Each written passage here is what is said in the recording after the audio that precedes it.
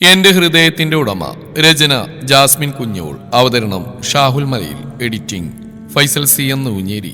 അമ്മേ, ദയവായിട്ട് ഈ സംസാരം വിളിച്ച് നിർത്തിക്കോ, അതാ അമ്മയ്ക്ക് നല്ലത്. അവളുടെ ശബ്ദം ചെറുതായി വിറച്ചു, പക്ഷെ വാക്കുകൾ ഉറച്ചതായിരുന്നു.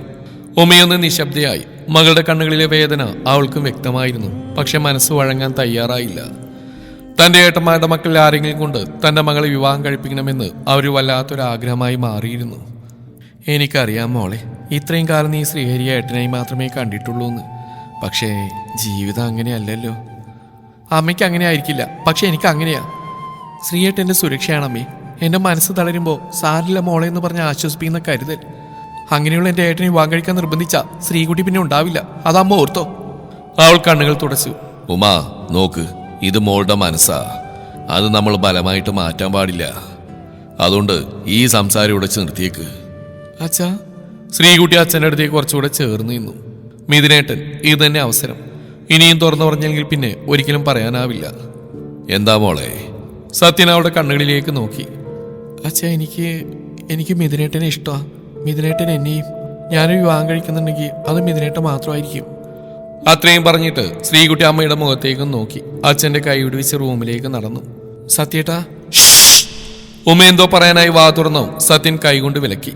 വേണ്ട, എന്റെ മോൾക്ക് മിഥുനെയും തിരിച്ച് മിഥുനന്റെ മോളെ ഇഷ്ടമാണെങ്കിൽ ഈ സത്യനത് നടത്തി കൊടുക്കും, ആരെതിർത്താലും. ഒരു താക്കീതോടെ പറഞ്ഞിട്ട് സത്യൻ അവിടുന്ന് റൂമിലേക്ക് നടന്നു. രാവിലെ മായും പത്മയും യശോദയും അമ്പലത്തിലെത്തിയതാണ്. പ്രാർത്ഥനയും കുറച്ച് വഴിപാടെല്ലാം കഴിഞ്ഞിട്ട് അവർ പുറത്തിറങ്ങിയതും അവരുടെ അരികിലേക്ക് പുഞ്ചിരിയോടെ നടന്നു വരുന്നവരെ അവർ ശ്രദ്ധയോടെ നോക്കി. ആഹാ, ഇതാര് സിന്ധുവോ? അവരുടെ അരികെത്തിയ പത്മ നിറഞ്ഞ ചിരിയോടെ ചോദിച്ചു. ആ പത്മേച്ചി, ഇപ്പൊ അങ്ങോട്ടൊന്നും കാണാറില്ലല്ലോ സിന്ധു. രാജീവിനെയും കാണാറില്ല. ഓരോ തിരക്കായതുകൊണ്ടാ ചേച്ചി. ഇത് മോളല്ലേ? അതേ ശ്രീലക്ഷ്മി, നിങ്ങളുടെ ഓഫീസിലാ ജോലി ഇന്ന്. ആ അതറിയാം, ശ്രീ പറഞ്ഞിരുന്നു. സുഖാണോ മോളെ? പത്മ സ്നേഹത്തോടെ അന്വേഷിച്ചു. അതെ അമ്മേ, സുഖ. മായി യശോദയും കൂടെ വിശേഷങ്ങൾ തിരക്കി. അല്പം സംസാരിച്ചതിന് ശേഷം അവർ പിരിഞ്ഞു. ശ്രീലക്ഷ്മി അമ്മയെ അമ്പലത്തിലേക്കും പത്മവുമായി യശോദയും കാറിന്റെ അരികിലേക്കും നടന്നു. എനിക്ക് പറ്റില്ല മഹിയേട്ട, എന്നെ നിർബന്ധിക്കരുത്. പിന്നെ നിന്റെ ഉദ്ദേശം എന്താ? വയറ്റിൽ കുഞ്ഞുള്ള മറന്നോ നീ? ഇങ്ങനെ ജീവിതം മുന്നോട്ട് നിൽക്കാനാണോ പ്ലാന്? അതെ, ഞാൻ ശ്രീയേട്ടൻ്റെ പെണ്ണായി ഈ ജന്മ ഇവിടെ ഞാൻ ജീവിച്ചോളാം. എനിക്കൊന്നും വേണ്ട. ഈ താലി, അത് മാത്രം മതി എനിക്ക്. ആർക്കും ഞാനൊരു ബുദ്ധിമുട്ടാവൂല. വേറൊരു അവകാശവും ഈ ജന്മം എനിക്ക് വേണ്ട. പിന്നെ കുഞ്ഞ്, അതിൻ്റെ ജീവിതം ഞാൻ തീരുമാനിച്ചോളാം. പറ്റില്ല. അങ്ങോട്ട് വന്ന അച്ഛൻ്റെ ശബ്ദം അവളിൽ ഒരു വിറയൽ വന്ന് നിറഞ്ഞു. ഇനിയും ശ്രീഹരിയുടെ താലി അണിഞ്ഞ് നിന്നെങ്ങനെ വിടാൻ ഞങ്ങൾക്ക് ഉദ്ദേശമല്ല. നീ വേഗം മൈയുടെ കയ്യിലുള്ള പേപ്പറിൽ ഒപ്പിട്ട് കൊടുക്കാൻ നോക്ക്, അതാ നിനക്ക് എന്തുകൊണ്ടും നല്ലത്. അച്ഛാ, അരുത്. അവളൊരു പൊട്ടിക്കരച്ചിലോടെ അദ്ദേഹത്തിന് മുമ്പിൽ കൈകൾ കൂപ്പി. ഇനി എന്നെ ശിക്ഷിക്കരുതേ അച്ഛാ. നിന്നെ ഞങ്ങളല്ല, നീ ഞങ്ങളെയാ ശിക്ഷിച്ച്.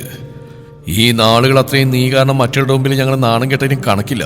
അതറിയോ നിനക്ക്? അറിയില്ല, നിനക്കൊന്നും അറിയില്ല. നിനക്ക് നിന്റെ സുഖവും സന്തോഷവും അതായിരുന്നല്ലോ വലുത്. അതൊക്കെ പോട്ടെ, ഞങ്ങൾ നാണം കെട്ടതും വേദനിച്ചെല്ലാം ഞങ്ങളങ്ങ് മറന്നു. ജന്മം തന്നു പോയില്ലേ. പക്ഷേ ആ പേപ്പറിൽ ഒപ്പിട്ട് കൊടുത്ത് ശ്രീഹരിയെ വിട്ടേക്ക്. നിന്റെ ജീവിതം എന്തായാലും നശിച്ചു. ഇനിയെങ്കിലും അവനെ വിട്ടേക്ക്, അവനെങ്കിലും ഒന്ന് ജീവിച്ചോട്ടെ. നിന്റെ ചേച്ചിയെ നഷ്ടപ്പെട്ടിലും നിന്നെ കല്യാണം കഴിച്ചു പോയാലും ശ്രീഹരി ഒരുപാട് സഹിച്ചിട്ടുണ്ട്, സങ്കടപ്പെട്ടിട്ടുണ്ട്. ഇനി അവന്റെ ജീവിതം എറിഞ്ഞുകൊടുക്കാൻ ഞാൻ സമ്മതിക്കില്ല. ഇല്ല, ഞാൻ ഒപ്പിടില്ല. ശില്പ അലറി. മഹി, പിടികടാവളെ. മാധവൻ പറഞ്ഞു. മയോളെ മുറുക്കെ പിടിച്ചു. മയ്യേട്ട എന്നെ വീട്ട്. ഇങ്ങനെ നിർബന്ധിച്ച് നിങ്ങൾ അതിൽ ഒപ്പിടിപ്പിച്ച നാളെ ഈ ശില്പ ഭൂമിയിൽ ഉണ്ടാവില്ല. വേണ്ട. അച്ഛന്റെ ശബ്ദമുയർന്നു. അങ്ങനെയെങ്കിൽ അങ്ങനെ. ഇങ്ങനെ ഒന്നിനും ജന്മം തന്നില്ലെന്ന് ഞാനും ശോഭയങ്ങ് കരുതിക്കോളാം. ശില്പ അച്ഛന്റെ മുഖത്തേക്ക് വേദനയോടെ നോക്കിയ ശേഷം അമ്മയുടെയും മുഖത്തേക്ക് നോക്കി. ഇരുവരുടെയും മുഖത്ത് യാതൊരു ദയ അവൾക്ക് ആ സമയം കാണാൻ കഴിഞ്ഞില്ല. അവൾ മയ്യുടെ കയ്യിലെ പേപ്പറിലേക്ക് നോക്കി. ആഗ്രഹിച്ച് നേടിയ ജീവിതം, ആ ജീവിതം അവസാനിക്കാൻ പോകുന്നു. ഇനി എന്തൊക്കെ ചെയ്താലും ആ ജീവിതം തിരിച്ചു പിടിക്കാനാവില്ല. മയ്യുടെ കയ്യിൽ നിന്നും ശില്പ പേപ്പർ വാങ്ങി. ശ്രീഹരി, ശ്രീയേട്ടൻ. ഒപ്പിനരിയിലുള്ള അവന്റെ പേരിലേക്ക് ഒരു നിമിഷം അവളുടെ കണ്ണുകൾ ഉടക്കി. ആ പേരിനൊപ്പം അവളുടെ ജീവിതം ഒരു നിമിഷം കൊണ്ട് മുന്നിലൂടെ ഓടി. താലിയെട്ടിയ ദിവസം, എല്ലാവരെയും തോൽപ്പിച്ച് ശ്രീമംഗലത്തെ ശ്രീഹരിയുടെ പെണ്ണായി എത്തിച്ചേർന്ന ദിനം. അതെല്ലാം ഓർമ്മയിൽ വന്നു. നെഞ്ചിനുള്ളിൽ എന്തോ വല്ലാത്ത ഭാരം നിറഞ്ഞു. ഇനി തന്റെ ഊഴമാണ്, ചെയ്യാതെ പറ്റില്ല. അവളൊന്ന് നെടിവീർപ്പിട്ടു. മയ്യുടെ കയ്യിൽ നിന്ന് അവൾ പേന വാങ്ങി. പേന പേപ്പറിനെ തൊട്ട നിമിഷം അവളുടെ കണ്ണിൽ നിന്നൊരു തുള്ളി കണ്ണുനീർ പേപ്പറിലേക്ക് വീണു. അക്ഷരങ്ങൾ മാഞ്ഞു. എന്നാൽ അവൾ ഒപ്പുവെച്ചു. അതൊരു പേപ്പറിലല്ലായിരുന്നു, ഒരു ജീവിതത്തിന്റെ അവസാനത്തിലായിരുന്നു. പതിയെ അവൾ തന്റെ കഴുത്തിലെ താലി അഴിച്ചെടുത്തു. പേപ്പറിനൊപ്പം ആ താലിയും മഹിയുടെ കൈകളിലേക്ക് വെച്ചു കൊടുത്തു. ശേഷം ആരെയും നോക്കാതെ അവൾ ബെഡിലേക്ക് വീണ് പൊട്ടിക്കരഞ്ഞു. ഞാനും ഉമ്മയും വീട്ടിലേക്ക് വരുന്നുണ്ടെന്നും ഞങ്ങൾ എത്തിയിട്ട് ഓഫീസിൽ പോയാൽ മതിയെന്നും മിഥുന് വിളിച്ച് സത്യം പറഞ്ഞ പ്രകാരം മിഥുനും അച്ഛനും അവരെ കാത്തിരിക്കുകയായിരുന്നു. എന്താണെന്ന് കാര്യമെന്ന് ആർക്കും മനസ്സിലായില്ല. എന്നാലും മിഥുന് നേരിയ സംശയമുണ്ടായിരുന്നു, തന്നെയും ശ്രീകുട്ടിയുടെ എന്തെങ്കിലും കാര്യം സംസാരിക്കാനാവുമെന്ന്. തലേ ദിവസം രാത്രി ശ്രീകുട്ടി അച്ഛനോട് അമ്മയോട് കാര്യങ്ങൾ അവതരിപ്പിച്ചിട്ടുണ്ടെന്ന് പറഞ്ഞുകൊണ്ട് ആ കാര്യം തന്നെയാവുമെന്ന് അവന് തോന്നി. അല്പസമയം അവർ കാത്തിരുന്നും സത്യന്റെ കാർ പെങ്ങൾ സുമതിയുടെ വീടിന്റെ ഗേറ്റ് കടന്ന് അകത്തേക്ക് കയറി. അത് കണ്ടതും ഒരു കുഞ്ഞു പുഞ്ചിരിയോടെ മിഥുനും അച്ഛനും മുറ്റത്തേക്ക് ഇറങ്ങി അവരെ വീട്ടിലേക്ക് ക്ഷണിച്ചു. ഉമ്മയുടെ മുഖം വലിയ തെളിച്ചമില്ലെങ്കിലും വാടിയൊരു ചിരി നൽകി അവരും സത്യന് പിന്നാലെ വീട്ടിലേക്ക് കയറി. എന്താണ് ആ കാര്യം? വീട്ടിലേക്ക് കയറിയിരുന്നു. അല്പം കഴിഞ്ഞു മിഥുന്റെ അച്ഛൻ ചോദിച്ചു, അത് എന്തേട്ടാ, എന്തെങ്കിലും പ്രശ്നമുണ്ടോ? മിഥുന്റെ അമ്മയും ചോദ്യം ആവർത്തിച്ചു. അതേ എല്ലാവരെയും നോക്കി. നിങ്ങൾ പേടിക്കൊന്നും വേണ്ട, അതിന് മാത്രമൊന്നുമില്ല. സത്യൻ പുഞ്ചിരിയോടെ അവരെ നോക്കി. മോനെ മിഥുൻ. എന്താ മാമ? ശ്രീകുട്ടി കാര്യങ്ങളൊക്കെ ഞങ്ങളോട് പറഞ്ഞു.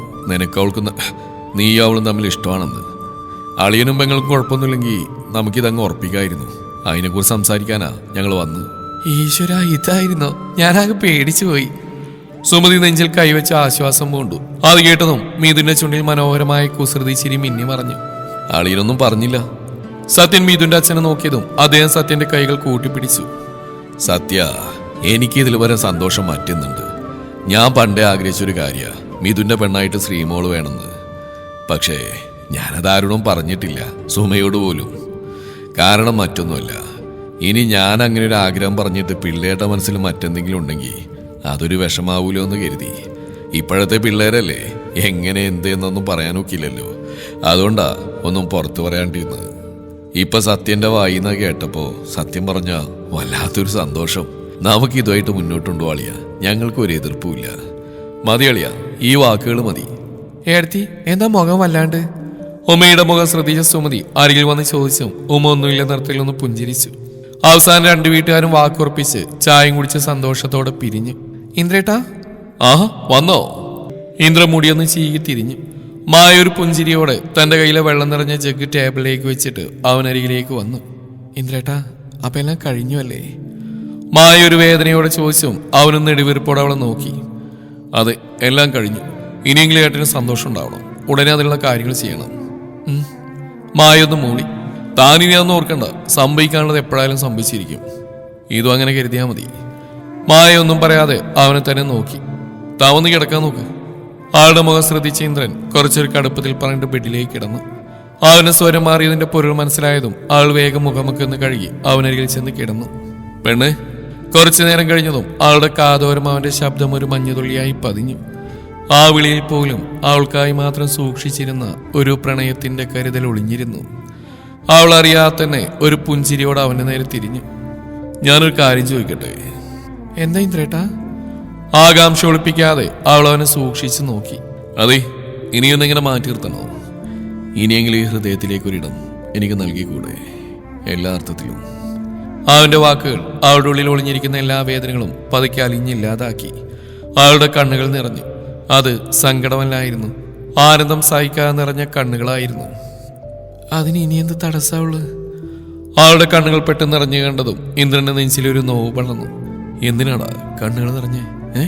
ഇന്ദ്രന്റെ ശബ്ദമിടറി. സോറി, ഞാൻ... അവനൊരു വേദനയോടെ പറഞ്ഞു തുടങ്ങിയതും മായവന്റെ വാപ്പുത്തി. വേണ്ട ഇന്ദ്രേട്ടാ, ഈ സോറി ഒന്നും എന്നോട് പറയരുത്.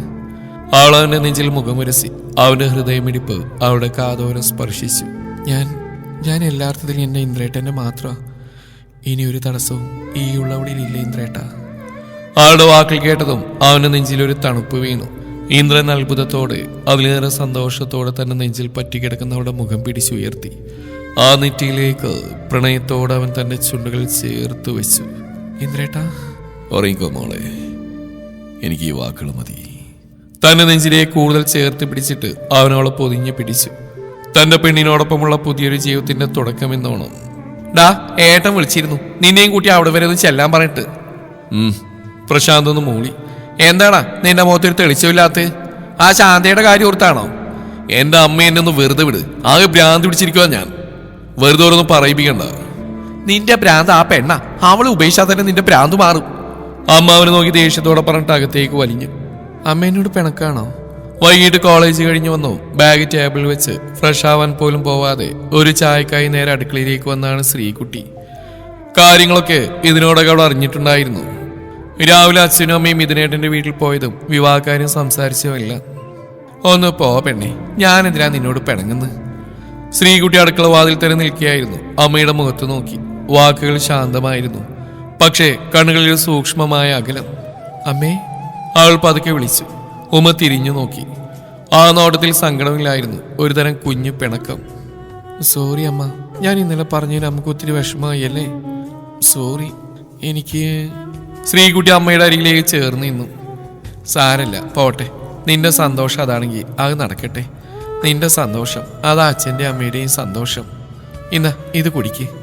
ഉമ്മ ഒരു ചായ ഗ്ലാസ് ശ്രീകുട്ടിയുടെ കയ്യിൽ കൊടുത്തു. ഇനി അമ്മയോട് പറഞ്ഞതിനും മറ്റൊന്നിനോർത്ത് മോള് വിഷമിക്കണ്ട. എല്ലാം കലങ്ങി തെളിഞ്ഞില്ലേ? മീതുവിൻ്റെ കൂടെ എൻ്റെ മോള് സന്തോഷമായിട്ട് ജീവിക്കെങ്കിൽ അതല്ലേ നല്ലത്. അമ്മേ. ശ്രീകുട്ടി അമ്മയുടെ നെഞ്ചിലേക്ക് ചേർന്ന് കെട്ടിപ്പിടിച്ചു. ചായ കുടിച്ചിട്ട് പോയി ഫ്രഷായി വാ. ശ്രീകുട്ടിയെ തന്നിൽ നിന്നും വേർപ്പെടുത്തിക്കൊണ്ട് പറഞ്ഞിട്ട് ഉമ്മ കിച്ചണിലേക്ക് നടന്നു. ആ സമയം അവരുടെ മനസ്സ് ശാന്തമായിരുന്നു. കുശുമ്പോ ദേഷ്യമൊന്നുമില്ലാത്ത സാധാരണ ഒരു അമ്മ മാത്രമായിരുന്നു അപ്പോൾ അവർ. ഏടത്തി, ആ സിത്തു നീ വന്നോ? ആ ഏടത്തി എത്തിയതേ ഉള്ളൂ. എന്നാ ഇരിക്ക്, ഞാനിപ്പോൾ കോഫി വരാം. എൻ്റെ ഏടത്തി ഇങ്ങനെ ധൃതി പിടിക്കാതെ, എനിക്ക് പതുക്കെ മതി പറഞ്ഞുകൊണ്ട് സിത്തു അടുക്കള സ്ലാബിന്റെ മുകളിലേക്ക് കയറിയിരുന്നു. എപ്പോഴാണ് സിത്തു അച്ഛനും അമ്മയും എത്തുന്നത്? നാളെ മറ്റന്നാളെ എത്തും. വിളിച്ചില്ല, നൈറ്റ് വിളിക്കുമ്പോൾ പറയും. ആണോ? അതെ, അതുകൊണ്ടല്ലേ ഇതിന് തിടുക്കപ്പെട്ട് ഞാനൊരു പർച്ചേസിന് ഇറങ്ങിയത്. അച്ഛനും അമ്മയും എത്തിയാ എൻ്റെ ഈ പോക്കൊന്നും നടക്കില്ല. അമ്പടി കള്ളി, അപ്പൊ അതാണ് കാര്യം. മായ ചിരിയോടെ അവളെ കളിയാക്കി. ചുമ്മാ, സിത്തു വിളിച്ചു കാട്ടി. അതൊക്കെ പോട്ടെ, എന്തായി നിങ്ങളുടെ കാര്യം? ഞങ്ങളുടെ കാര്യമോ? അതെ, ഇന്ദ്രനെ അടുത്ത് ഇങ്ങനെ കാമുകിനെ പോലെ ദിവസങ്ങൾ നീക്കിയാണോ? ഒരു മാറ്റമൊക്കെ വേണ്ടേ? അത് കേട്ടതും മായയുടെ മുഖം കുനിഞ്ഞു. കവിളാകെ ചുവന്ന് തുടുത്തു. അയ്യടാ, പെണ്ണിന് നാണം വന്നു. സിത്തു ചിരിയോടെ അവളെ താടിൽ പിടിച്ചുയർത്തി. പോവണേ. മായ അവളെ കൈമാറ്റി തിരിഞ്ഞു. ശരിയാക്കി തരാം, സിത്തു മനസ്സിൽ പറഞ്ഞിട്ട് അവളുടെ അടുത്തേക്ക് ചെന്ന് പിന്നിലൂടെ കെട്ടിപ്പിടിച്ചു. റെഡി ആയിക്കോട്ടോ എന്റെ പൊന്നെ എടുത്തി. അതും പറഞ്ഞ് സിത്തു അവിടുന്ന് ഓടി. മായ വല്ലാത്തൊരു വെപ്രാളത്തോടെ നിന്നു. സിത്തുവാണ് ആള്. അവളൊന്ന് തീരുമാനിച്ചാ പിന്നെ അതിൽ മാറ്റം ഉണ്ടാവില്ല. അപ്പൊ സെറ്റ്, ഇനി എന്റെ പൊന്നുകൂടെ റൂമിലേക്ക് പോയിക്കോ. രാത്രി പുറത്തേക്ക് നിന്ത്രണ അരികിലേക്ക് ചെന്നിട്ട് സിത്തു പറഞ്ഞു. അവനവളെ കൂർപ്പിച്ച് നോക്കി. ഭക്ഷണം കഴിച്ച് മുകളിലെ റൂമിലേക്ക് പോകാനിരിക്കുന്ന അവനൊരു കാര്യമുണ്ടെന്ന് പറഞ്ഞ് പുറത്താക്കിയതാണ് സിത്തു. ഇങ്ങനെ നോക്കണ്ട കള്ളക്കാവുക. ഇങ്ങനെ നിങ്ങൾ പിടിച്ചാൽ പിടിച്ചില്ലെങ്കിലേ ജീവിതം ഇങ്ങനെ തീർന്നു പോകും. എല്ലാം കലങ്ങി തെളിഞ്ഞ സ്ഥിതിക്ക് ഇനി നിങ്ങൾ ആരെയാ കാത്തിരിക്കുന്നത്? ശ്രീയേട്ടന്റെ കാര്യം ഓർത്തിട്ടാണെങ്കിൽ അതിന് വേണ്ട. എത്രയും പെട്ടെന്ന് ആ ഒഴിവിലേക്ക് ഒരാൾ കടന്നു വരും. അതുകൊണ്ട് ആ കാര്യം ഓർക്കണ്ട. ഇന്ദ്രൻ അവൾ സൂക്ഷിച്ചു നോക്കി. ഈ പെണ്ണ് ഇത്രയൊക്കെ വളർന്നോ എന്ന സംശയത്തിൽ. ഈ നോട്ടത്തിന്റെ അർത്ഥം എനിക്ക് മനസ്സിലായി. എന്നാലും പറയാ, ഇപ്പോഴത്തെ LKG പിള്ളേർക്ക് പോലും അറിയാമല്ല. അതുകൊണ്ട് ഇങ്ങനെയുള്ള വിചാരമൊന്നും വേണ്ട. അവളൊരു ചിരിയോടെ പറഞ്ഞു. ഇന്ദ്രൻ അവൾ അത്ഭുതത്തോടെ നോക്കി. എന്നാ സമയങ്ങളെ ആ ചെല്ല്, ഏടത്തി അവിടെ ഏട്ടനെ വെയിറ്റ് ചെയ്തോണ്ടിരിക്കുന്നുണ്ടാവും. ഇന്ദ്രൻ റൂമിലേക്ക് തള്ളിവിട്ട് സിത്തുവിന്റെ പിന്നാലെ തന്നെ റൂമിലേക്ക് നടന്നു.